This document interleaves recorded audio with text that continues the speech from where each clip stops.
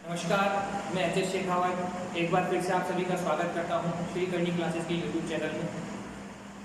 राजस्थान का भूगोल सामान्य परिचय हम लोग पढ़ रहे हैं, तो आप सभी फटाफट कॉपी पेन लेकर तैयार हो जाइए और शुरू करते हैं आज की क्लास। तो चलिए आगे बढ़ते हैं राजस्थान के सामान्य परिचय में। कल हम लोगों ने राजस्थान की स्थिति की बात की थी। विश्व मानचित्र भारत में हम राजस्थान की स्थितियों को देख चुके थे, राजस्थान के अक्षांश और देशांतर के बारे में बात कर चुके थे। उसी श्रृंखला में आगे बढ़ते हैं और बात करते हैं सूर्य के सापेक्ष राजस्थान की स्थिति। तो कल हमने विश्व के मानचित्र को देखा था। विश्व के मानचित्र पे कुछ काल्पनिक रेखाएं हम लोगों ने बनाई थी और बात कर रहे थे कि जो सेंटर पूर्व से पश्चिम में जाने वाली रेखा है, जिसे नाम दिया गया था भूमध्य रेखा। भूमध्य रेखा मानचित्र या पृथ्वी को दो भागों में बांटती है, उत्तरी गोलार्ध और दक्षिणी गोलार्ध। हम लोगों ने बात की थी कि भूमध्य रेखा के सापेक्ष राजस्थान कहाँ है। तो भूमध्य रेखा के सापेक्ष जो राजस्थान था उत्तरी गोलार्ध में। और उत्तरी गोलार्ध में 23.5 डिग्री उत्तरी अक्षांश से गुजरने वाली रेखा का नाम है कर्क रेखा। और राजस्थान का अक्षांशीय विस्तार शुरू हो रहा था 23 डिग्री 03। इसका मतलब कर्क रेखा राजस्थान के दक्षिण से गुजरेगी। जी बिल्कुल, जो कर्क रेखा है वो राजस्थान के दक्षिण से गुजरती है। कर्क रेखा राजस्थान के दक्षिण से गुजरती है।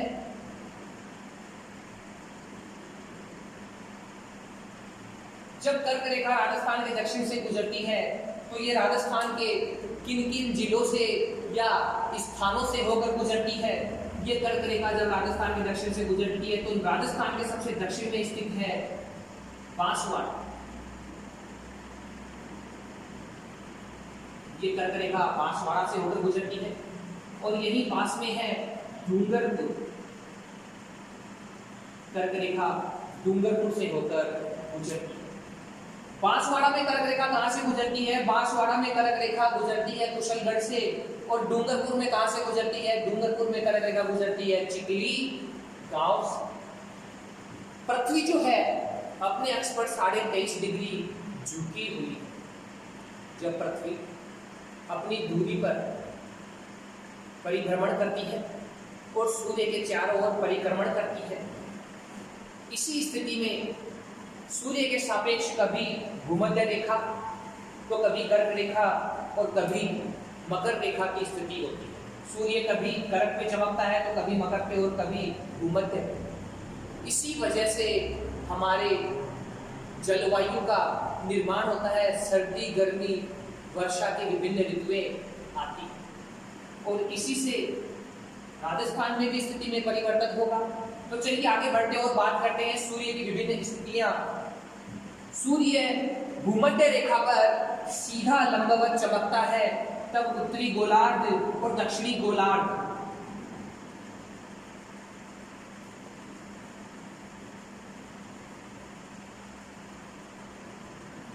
दोनों में समय अवधि बराबर रहेगी, दिन रात बराबर रहेगा। सूर्य भूमध्य रेखा पर कब चमकता है? सूर्य भूमध्य रेखा पर सीधा चमकता है 21 मार्च और 23 सितंबर। 21 मार्च को दोनों ही गोलार्धों में दिन रात की अवधि बराबर होगी और यही अवधि 23 सितंबर को भी बराबर होगी। सूर्य कर्क रेखा पर कब चमकता है? ये चमकता है 21 जून को। याद रखिएगा, सूर्य जहां चमकेगा प्रकाश ज्यादा होगा, प्रकाश ज्यादा होने की वजह से गर्मी होगी। बस आपको अपने दिमाग में ये याद रखना है कि सूर्य कब कहाँ चमक रहा है, कहाँ गर्मी है और कहाँ सर्दी है। अगर आपको गर्मी और सर्दी समझ में आएगी तो सभी सवालों का जवाब आप इजी वे में दे देंगे। सूर्य मकर रेखा पर कब चमकता है? सूर्य मकर रेखा पर चमकता है 22 दिसंबर को। चलिए आगे बढ़ते हैं और यहाँ से बनने वाले सवालों की चर्चा करते हैं। 21 जून सवाल आता है, उत्तरी गोलार्ध का सबसे बड़ा दिन कौन सा है? भारत में सबसे बड़ा दिन कौन सा है या राजस्थान में सबसे बड़ा दिन कौन सा है? देखिए, सूर्य 21 जून को कर्क रेखा पर चमकेगा तो गर्मी होगी। गर्मी है तो 21 जून को उत्तरी गोलार्ध में क्या होगा? 21 जून को उत्तरी गोलार्ध में दिन बड़ा होगा और रात छोटी होगी। इसी के सापेक्ष यदि मैं बात करूं 21 जून को दक्षिणी गोलार्ध में स्थिति क्या होगी, तो 21 जून को दक्षिणी गोलार्ध में सर्दी होगी क्योंकि सूर्य तिरछा चमकेगा, इसीलिए वहां उल्टा हो जाएगा। दक्षिणी गोलार्ध में रात बड़ी और दिन छोटा हो जाएगा। 21 मार्च और 23 सितंबर दोनों ही गोलार्धों में दिन रात बराबर होंगे और 22 दिसंबर को सूर्य दक्षिणी गोलार्ध में चमक रहा है, तो दक्षिणी गोलार्ध में गर्मी होगी, इस वजह से दक्षिणी गोलार्ध में क्या होगा, दिन बड़ा और रात छोटी होगी। ये दिन बड़ा और रात छोटी वाली स्थिति, दिन बड़ा और रात छोटी वाली स्थिति कहाँ होगी, जहां सूर्य चमकेगा। तो 21 जून वाली स्थिति कहाँ हो रही है, ये 21 जून वाली स्थिति उत्तरी गोलार्ध की है।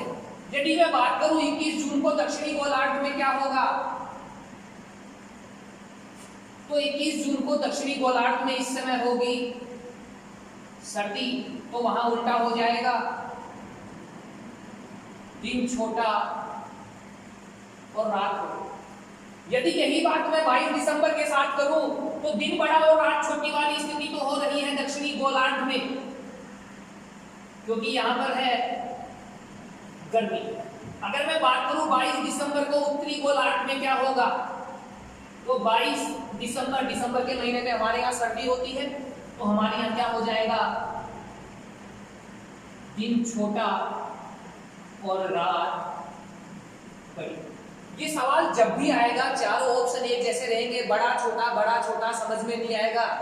बस इतना याद रखिएगा, सूर्य उस तारीख को कहां चमक रहा है, 21 जून को सूर्य चमक रहा है कर्क रेखा पर, और कर्क रेखा गुजरती है उत्तरी गोलार्ध से, इसका मतलब उत्तरी गोलार्ध में गर्मी होगी। और प्रेजेंट टाइम में ये सवाल जब भी आ रहा है वो जस्ट अपोजिट पूछ रहा है। 21 जून को देके कर्क रेखा के संदर्भ में नहीं पूछेगा, वो 21 जून की तारीख को देकर मकर रेखा के संदर्भ में आपसे पूछेगा। आप स्क्रीनशॉट ले सकते हैं।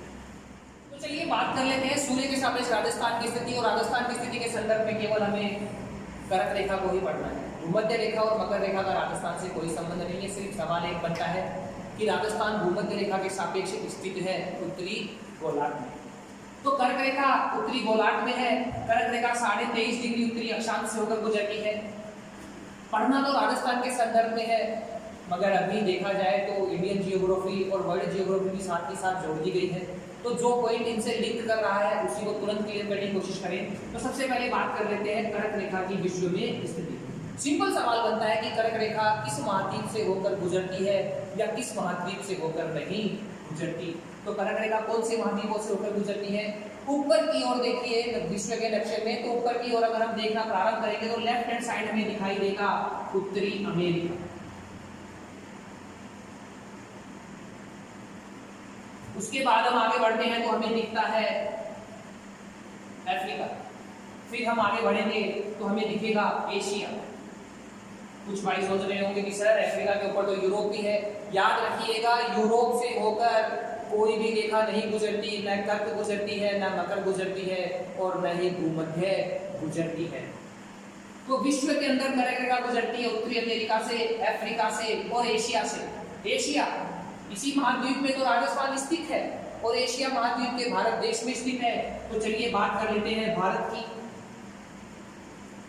भारत में कर्क रेखा कहां से गुजरती है, भारत में कर्क रेखा गुजरती है 8 राज्यों से हो।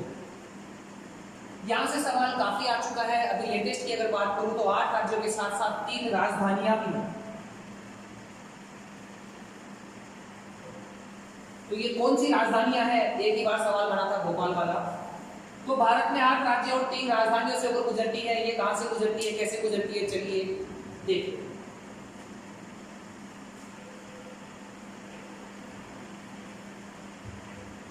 तो अगर हम भारत की बात करें तो भारत में कर्क रेखा कहां से गुजर रही है,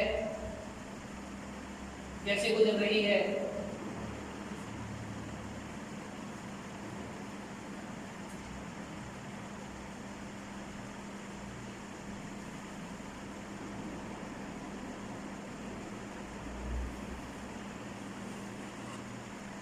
कुछ इस तरह से भारत के बीच से होकर कर्क रेखा गुजरती है। कौन कौन से राज्य हैं, कहाँ उनका क्रम है, देखिए क्रम जरूर याद रखिएगा, सबसे पहले कर्क रेखा गुजरती है गुजरात से,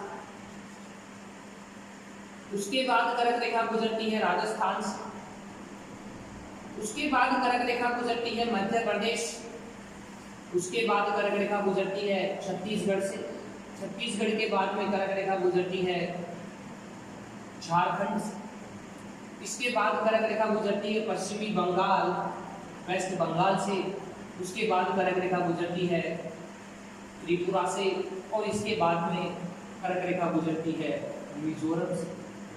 देखिए एक ट्रिक है, राम झा के 6 बंधु मित्र हैं, इस ट्रिक से आपको इन 8 राज्यों के नाम तो याद हो जाएंगे, नाम वाला सवाल आ नहीं रहा, आप श्रृंखला याद कर लीजिए ना, नाम अपने आप याद हो जाएंगे, कैसे क्वेश्चन पूछेगा वो भी याद हो जाएगा, क्योंकि इसने अभी पश्चिम से क्रम पूछा था, रेलवे में सवाल बना था कर्क रेखा पर स्थित भारतीय राज्यों का पश्चिम से क्रम, तो पश्चिम से क्रम था गुजरात, राजस्थान, मध्य प्रदेश, छत्तीसगढ़। ट्रिक से नाम याद होंगे, क्रम याद नहीं होगा, नाम से केवल एक ही सवाल याद होगा, डिटेल याद करोगे तो कैसा भी सवाल कैसे भी पूछा जाए सभी का आप जवाब देंगे। तो चलिए आगे बढ़ते हैं और बात करते हैं वो 3 राजधानियां कौन सी हैं। तो देखिए प्रारंभ में जो मैंने 3 नीचे राज्यों के नाम लिखे हैं, इन तीनों ही राज्यों की राजधानी क्षेत्र से होकर कर्क रेखा गुजरती है। गुजरात की राजधानी गांधीनगर, मध्य प्रदेश भोलाभाला, भोपाल, और झारखंड रांची। इन तीनों ही राजधानी क्षेत्रों से होकर कर्क रेखा गुजरती है। आप स्क्रीनशॉट ले लीजिए।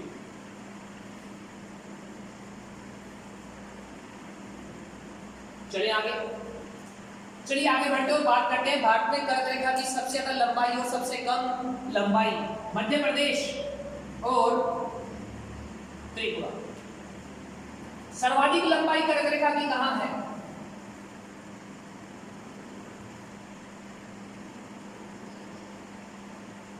तो सर्वाधिक लंबाई है कर्क रेखा की एमपी में, और सबसे कम लंबाई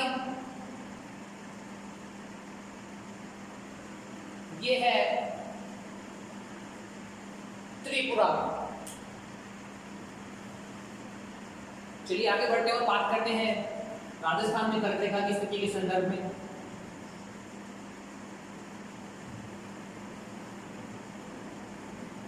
अभी विश्व मानचित्र पर हमने राजस्थान की स्थिति को स्पष्ट किया था और हमने देखा था कि राजस्थान में कर्क रेखा कहां से कैसे गुजर रही है।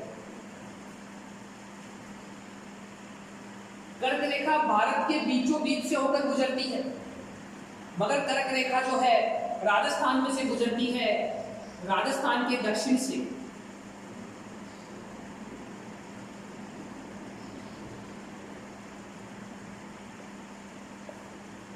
कर्क रेखा राजस्थान के दक्षिण से होकर गुजरती है।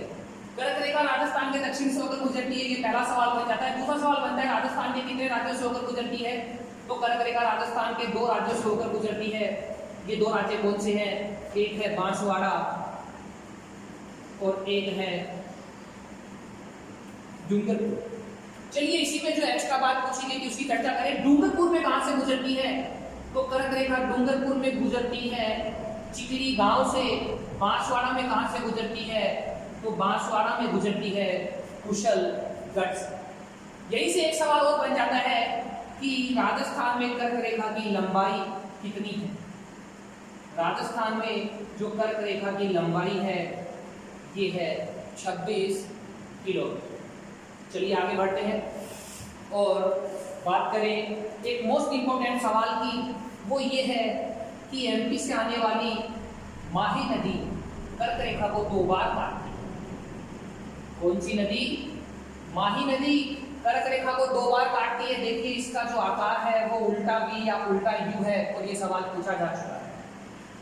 तो माही नदी कर्क रेखा को 2 बार काटती है। कुछ ऐसा ही काम झारखंड में स्वर्ण रेखा नदी करती है। इंडियन जियोग्राफी में हम पढ़ेंगे झारखंड रांची का पठार, रांची के पठार को 2 भागों में बांटती है स्वर्ण रेखा नदी।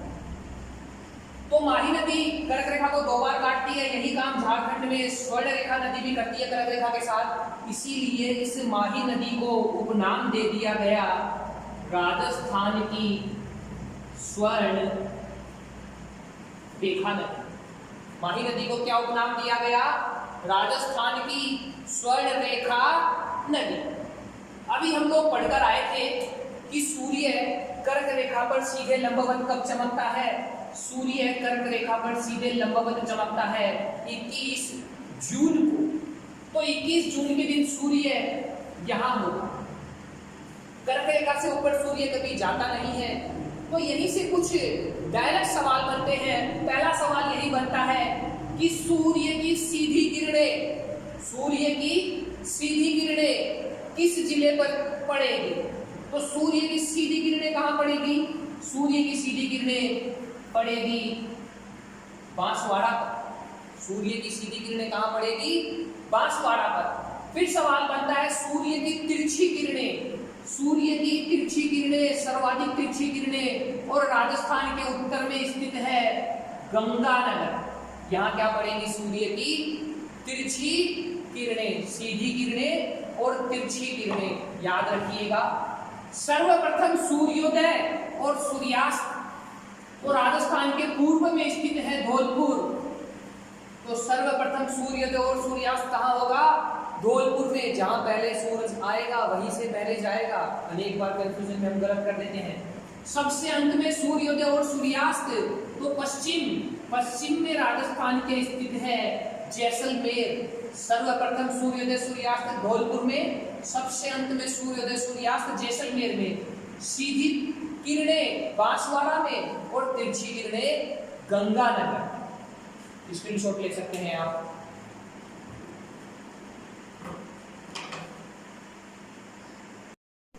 तो चलिए आगे बढ़ते हैं राजस्थान के सामान्य परिचय में। कल हम लोगों ने राजस्थान की स्थिति की बात की थी। विश्व मानचित्र भारत में हम राजस्थान की स्थितियों को देख चुके थे। राजस्थान के अक्षांश और देशांतर के बारे में बात कर चुके थे। उसी श्रृंखला में आगे बढ़ते हैं और बात करते हैं सूर्य के सापेक्ष राजस्थान की स्थिति। तो कल हमने विश्व के मानचित्र को देखा था। विश्व के मानचित्र पे कुछ काल्पनिक रेखाएं हम लोगों ने बनाई और बात कर रहे थे कि जो सेंटर पूर्व से पश्चिम में जाने वाली रेखा है, जिसे नाम दिया गया था भूमध्य रेखा। भूमध्य रेखा मानचित्र या पृथ्वी को दो भागों में बांटती है, उत्तरी गोलार्ध और दक्षिणी गोलार्ध। हम लोगों ने बात की थी कि भूमध्य रेखा के सापेक्ष राजस्थान कहाँ है? तो भूमध्य रेखा के सापेक्ष जो राजस्थान था उत्तरी गोलार्ध। और उत्तरी गोलार्ध में 23.5 डिग्री उत्तरी अक्षांश से गुजरने वाली रेखा का नाम है कर्क रेखा। और राजस्थान का अक्षांशीय विस्तार शुरू हो रहा था 23 डिग्री 03। इसका मतलब कर्क रेखा राजस्थान के दक्षिण से गुजरेगी। जी बिल्कुल, जो कर्क रेखा है वो राजस्थान के दक्षिण से गुजरती है। कर्क रेखा राजस्थान के दक्षिण से गुजरती है।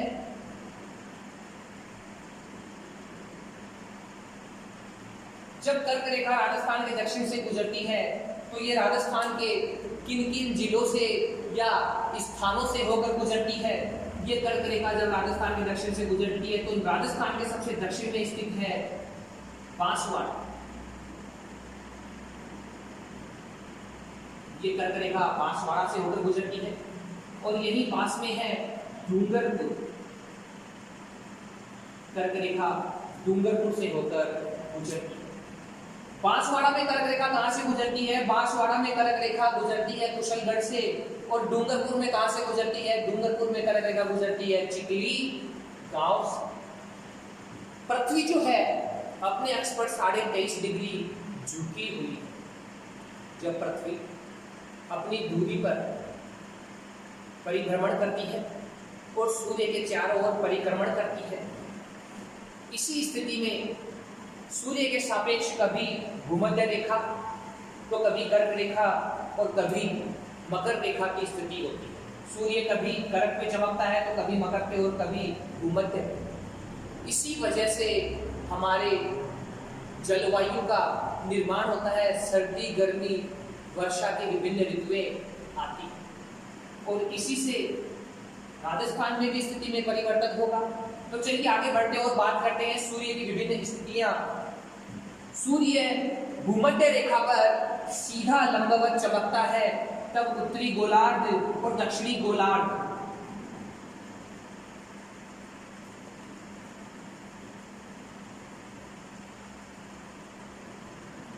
दोनों में समय अवधि बराबर रहेगी, दिन रात बराबर रहेगा। सूर्य भूमध्य रेखा पर कब चमकता है? सूर्य भूमध्य रेखा पर सीधा चमकता है 21 मार्च और 23 सितंबर। 21 मार्च को दोनों ही गोलार्धों में दिन रात की अवधि बराबर होगी और यही अवधि 23 सितंबर को भी बराबर होगी। सूर्य कर्क रेखा पर कब चमकता है? ये चमकता है 21 जून को। याद रखिएगा, सूर्य जहां चमकेगा प्रकाश ज्यादा होगा, प्रकाश ज्यादा होने की वजह से गर्मी होगी। बस आपको अपने दिमाग में ये याद रखना है कि सूर्य कब कहाँ चमक रहा है, कहाँ गर्मी है और कहाँ सर्दी है। अगर आपको गर्मी और सर्दी समझ में आएगी तो सभी सवालों का जवाब आप इजी वे में दे देंगे। सूर्य मकर रेखा पर कब चमकता है? सूर्य मकर रेखा पर चमकता है 22 दिसंबर को। चलिए आगे बढ़ते हैं और यहाँ से बनने वाले सवालों की चर्चा करते हैं। 21 जून सवाल आता है, उत्तरी गोलार्ध का सबसे बड़ा दिन कौन सा है? भारत में सबसे बड़ा दिन कौन सा है या राजस्थान में सबसे बड़ा दिन कौन सा है? देखिए, सूर्य 21 जून को कर्क रेखा पर चमकेगा तो गर्मी होगी। गर्मी है तो 21 जून को उत्तरी गोलार्ध में क्या होगा? 21 जून को उत्तरी गोलार्ध में दिन बड़ा होगा और रात छोटी होगी। इसी के सापेक्ष यदि मैं बात करूं 21 जून को दक्षिणी गोलार्ध में स्थिति क्या होगी? तो 21 जून को दक्षिणी गोलार्ध में सर्दी होगी क्योंकि सूर्य तिरछा चमकेगा। इसीलिए वहां उल्टा हो जाएगा, दक्षिणी गोलार्ध में रात बड़ी और दिन छोटा हो जाएगा। 21 मार्च और 23 सितंबर दोनों ही गोलार्धों में दिन रात बराबर होंगे और 22 दिसंबर को सूर्य दक्षिणी गोलार्ध में चमक रहा है तो दक्षिणी गोलार्ध में गर्मी होगी। इस वजह से दक्षिणी गोलार्ध में क्या होगा? दिन बड़ा और रात छोटी होगी। ये दिन बड़ा और रात छोटी वाली स्थिति, दिन बड़ा और रात छोटी वाली स्थिति कहाँ होगी? जहां सूर्य चमकेगा। तो 21 जून वाली स्थिति कहाँ हो रही है? ये 21 जून वाली स्थिति उत्तरी गोलार्ध की है। यदि मैं बात करूं 21 जून को दक्षिणी गोलार्ध में क्या होगा? तो 21 जून को दक्षिणी गोलार्ध में इस समय होगी सर्दी, तो वहां उल्टा हो जाएगा, दिन छोटा और रात बड़ी। यदि यही बात मैं 22 दिसंबर के साथ करूं तो दिन बड़ा और रात छोटी वाली स्थिति तो हो रही है दक्षिणी गोलार्ध में, क्योंकि यहां पर है गर्मी। अगर मैं बात करूं 22 दिसंबर को उत्तरी गोलार्ध में क्या होगा? तो 22 दिसंबर के महीने में हमारे यहाँ सर्दी होती है, तो हमारे यहाँ क्या हो जाएगा? दिन छोटा और रात बड़ी। ये सवाल जब भी आएगा चारों ऑप्शन एक जैसे रहेंगे, बड़ा छोटा समझ में नहीं आएगा।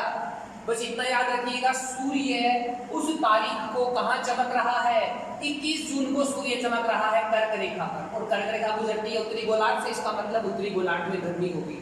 और प्रेजेंट टाइम में ये सवाल जब भी आ रहा है वो जस्ट अपोजिट पूछ रहा है। 21 जून को देके कर्क रेखा के संदर्भ में नहीं पूछेगा, वो 21 जून की तारीख को देकर मकर रेखा के संदर्भ में आपसे पूछेगा। आप स्क्रीनशॉट ले सकते हैं।